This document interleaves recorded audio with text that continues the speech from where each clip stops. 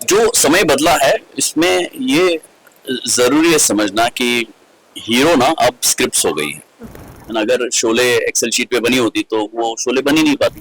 But manpower में कितना फर्क हो जाएगा, कितना ऑटोमेटिक हो जाएगा, वो सारी चीजें अभी भी खुलनी बाकी है।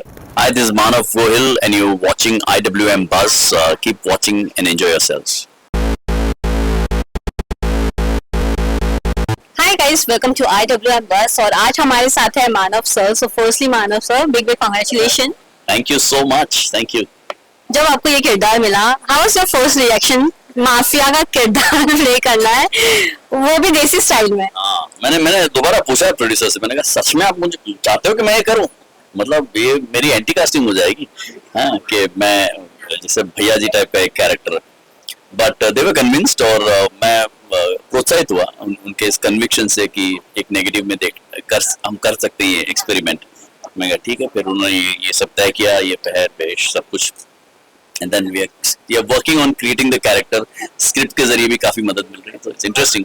जब आपने अपने आप को इस लुक में देखा, फर्स्ट रिएक्शन आपकी तरफ से क्या?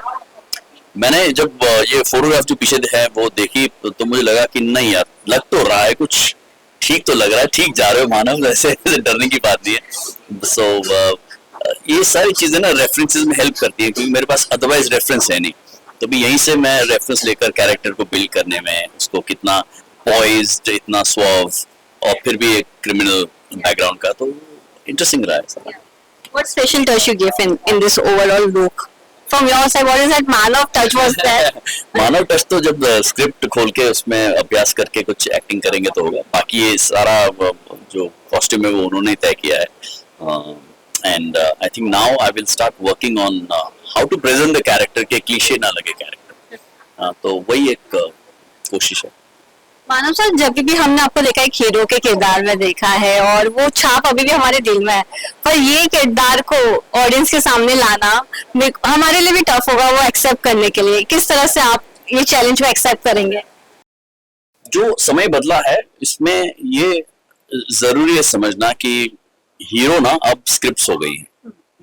तो अगर आप किरदार हो जाओगे तो हीरो बन जाओगे, अगर आप हीरो बनोगे तो आप स्क्रिप्ट के साथ लड़ाई करोगे, है ना। तो मेरे लिए बिंदी या बिंदी की स्क्रिप्ट अपने आप में बड़ी है, और उसका एक किरदार बन के मैं उस ढांचे में जाके जितना कहा गया है उतना to the best of my capacity अगर डिलीवर कर पाऊं, so I think that's how as a team, as a unit we can win. आजकल OTT का क्रेज सबसे ज्यादा है, और मैं तो भी टीवी आज ऑडियंस पसंद कर रही है। ये ऑडियंस का जो एक्सेप्टेंस है टीवी को लेकर और जो प्यार है अब तक टीवी को लेकर, क्या कहना चाहेंगे? जहाँ सब कह रहे थे कि OTT टीवी को ओवरकम करने वाला है जल्दी।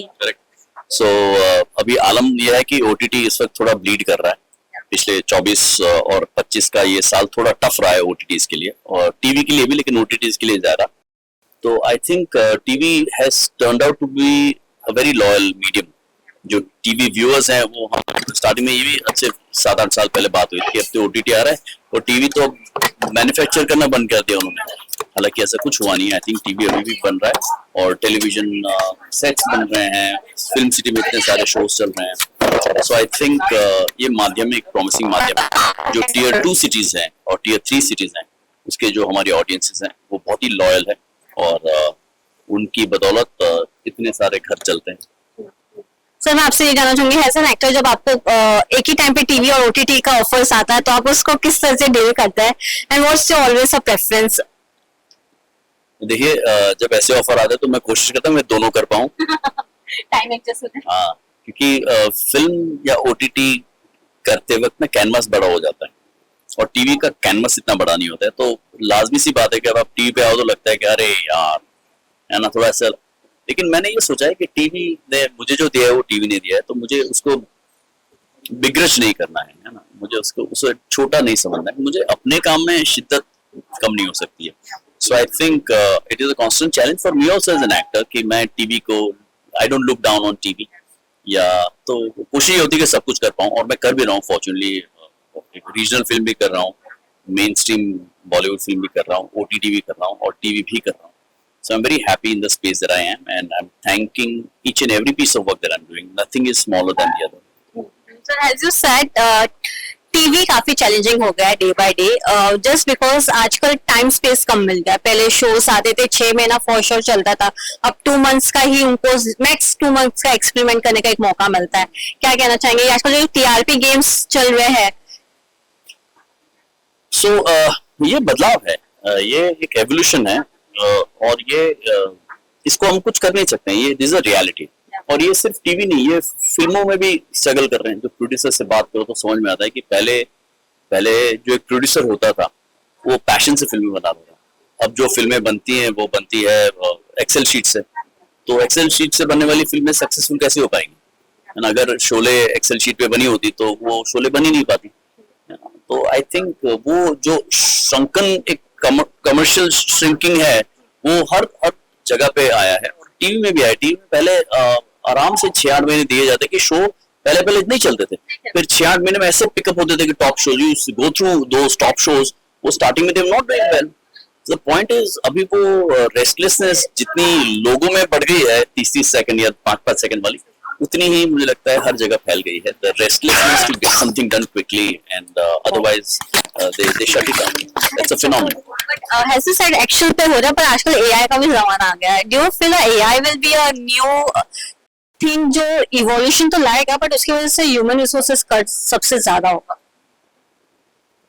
मैं इस एआई के चक्कर में मैं बहुत अभी क्लियर नहीं हूँ, तो मैं ज्यादा बोल नहीं पाऊंगा, बट मुझे लगता है definitely there will be an impact. ऐसा तो है नहीं कि एआई क्वालिटी ऑफ व्यूअरशिप या व्यूइंग क्वालिटी उसको डेफिनेटली अपग्रेड करेगा एआई, बट मैन पावर में कितना फर्क हो जाएगा, कितना ऑटोमेटिक हो जाएगा, वो सारी चीजें अभी भी खुलनी बाकी है। और इसलिए मैं कह रहा हूँ क्योंकि एआई इतना डायनामिक है ना, ये सीमित नहीं, इतना डायनामिक है कि कहीं भी जा सकता है। इसलिए मैं इस वक्त मैं भी समझने की कोशिश कर रहा हूँ that how it will impact me as an actor, you know, or another person as a writer जो एआई के जरिए भी स्क्रिप्ट लिख सकता है। तो क्या इम्पैक्ट होगा देखने वाली। I mean, I'm eager to see that how we can save ourselves from AI. आजकल हम ये भी देख रहे हैं कि ओरिजिनल फिल्म्स को भी काफी प्यार मिल रहा है, एक्सेप्टेंस मिल रहा है, ओल्ड और India, it doesn't matter language barrier, no more language barrier. How you see this change? I think regional फिल्मों की स्ट्रेंथ ये है दैट इसमें रीजनल फिल्मों में एक्सपेरिमेंटल सिनेमा करने की कैपेसिटी है जो मेन स्ट्रीम में नहीं हो सकती है। तो जैसे मैं जुड़ा हुआ हूँ गुजराती सिनेमा से, तो उसमें भी जो सब्जेक्ट्स मेरे पास आते हैं बड़े रेडिकल होते हैं, जो अगर आप मेन स्ट्रीम हिंदी में बनाने की कोशिश करो तो शायद वो वर्क ना करे बिकॉज कमर्शियल वैल्यू है जो भी बोलो, but it is a great way, बहुत बढ़िया माध्यम है जिसके जरिए बहुत अच्छी कहानियां कही जा सकती है रीजनल सिनेमा में। जैसे मैंने जो अभी 1-2 फिल्में की, I am very clear that मैं बरसों के बाद भी जब वो फिल्में देखूंगा तो मुझे वो रेलेवेंट लगेगी। It is talking about let's say one film that I did recently is talking about menopause. ऐसी फिल्में बनी नहीं है, मेन स्ट्रीम में छोड़ो, रीजनल में भी नहीं बनी है। I think menopause is a fantastic subject and I thought that ऐसा सिनेमा बनना चाहिए और रीजनल कर पा रहा है वो। तो लास्टली ऑडियंस को क्या कहना चाहेंगे? इतना सारा प्यार हमेशा आपको देती हुई आई है। यस, मैं लास्टली ऑडियंस से कहना चाहूंगा बहुत बहुत धन्यवाद, इतने सालों से आपने संभाला है, और जो प्यार और सम्मान और सराहना आपने दी है वो कोशिश करता हूँ कि उस पर मैं दोबारा एक बार खरा उतर पाऊँ and I can entertain you one more time. Thank you so much, sir, and all the best. Thank you. Thank you.